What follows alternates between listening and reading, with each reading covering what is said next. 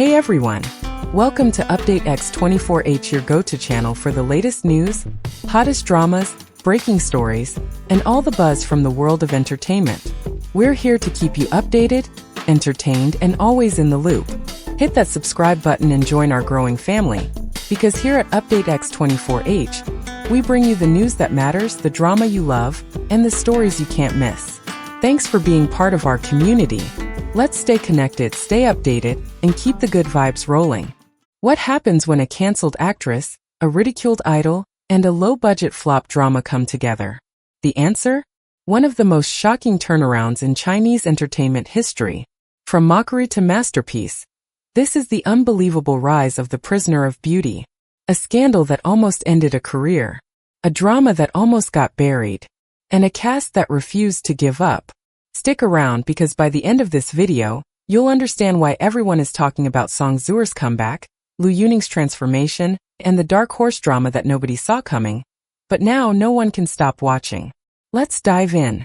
When The Prisoner of Beauty was first announced, it didn't just fly under the radar. It was dragged through the mud. The moment the first teaser dropped, the online backlash came crashing in like a tidal wave.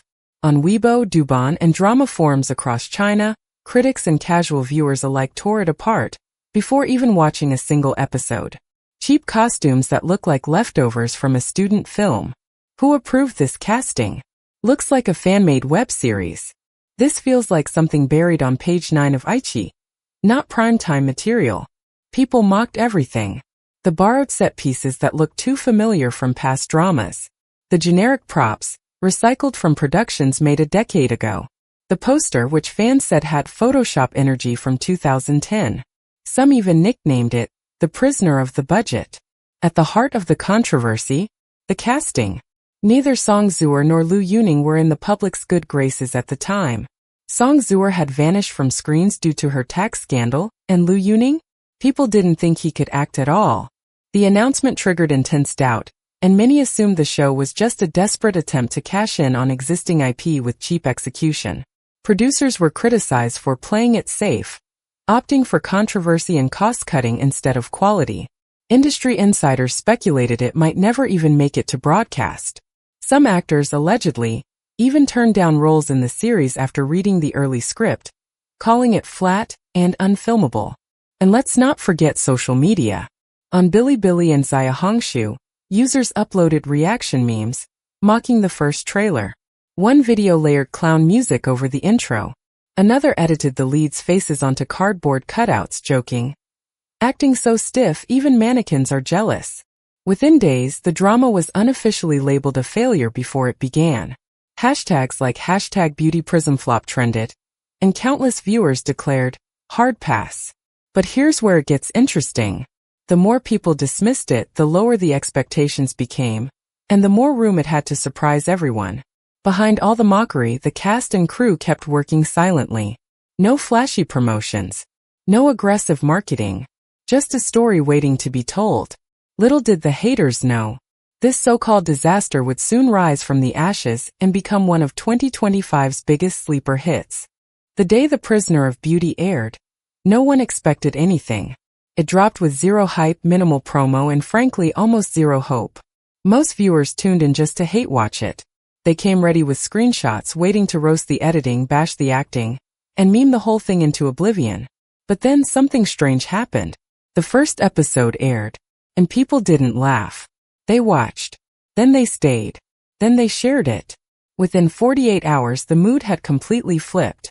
Online comments went from, "This is gonna be a disaster," to, "Wait, why is this actually good?" The first real shift came with the story. Despite the drama's low-budget look, the narrative hit hard. The plot, adapted from a popular web novel, was surprisingly well-paced, emotionally grounded, and full of subtle twists. Each episode ended with a quiet cliffhanger. Not forced or explosive, but enough to pull you into the next. Viewers started praising the way the show focused less on spectacle and more on emotional build-up and human connection. Next came the chemistry. Song Zuer and Lu Yuning, once doubted and mocked, showed a kind of raw, unpolished sincerity that made their characters feel real. Their eye contact carried weight. Their silences spoke louder than dramatic monologues. Even the smallest gestures between them felt authentic. People began clipping emotional scenes and posting them online.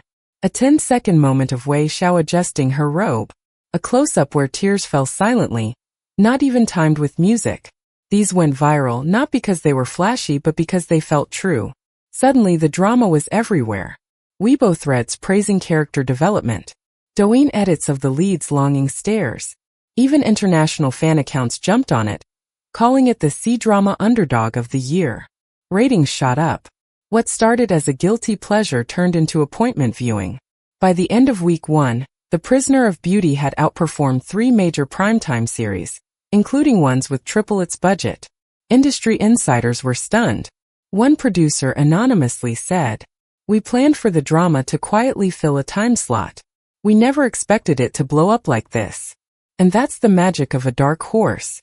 While big-name dramas collapsed under their own pressure, The Prisoner of Beauty, written off as a joke, stole hearts by keeping things simple, sincere, and strong.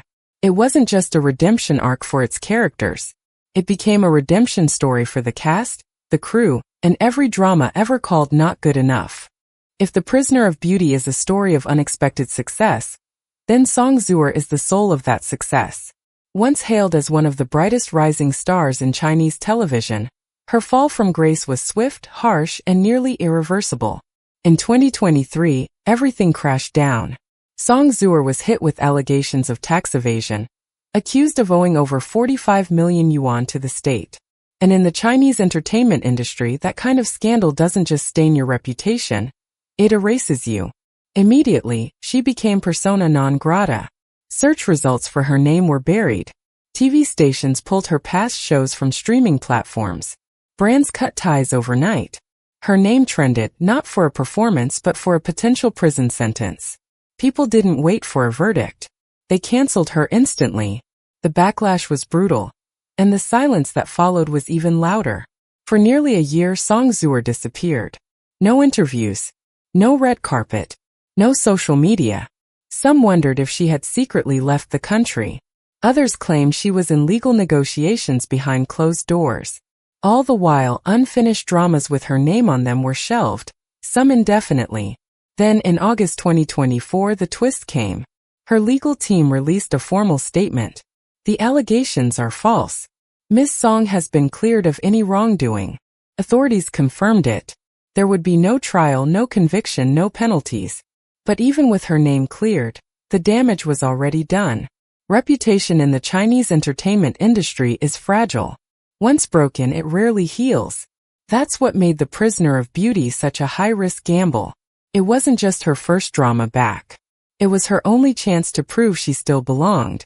And she delivered.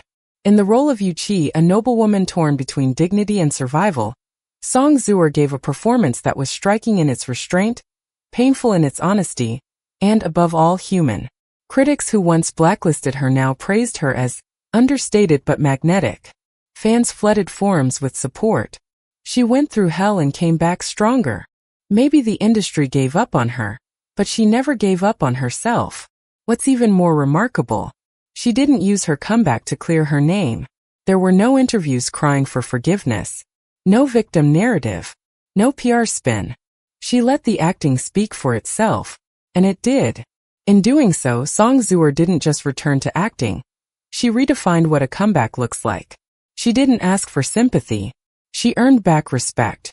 The struggle didn't stop at acting. Filming The Prisoner of Beauty was a physical challenge.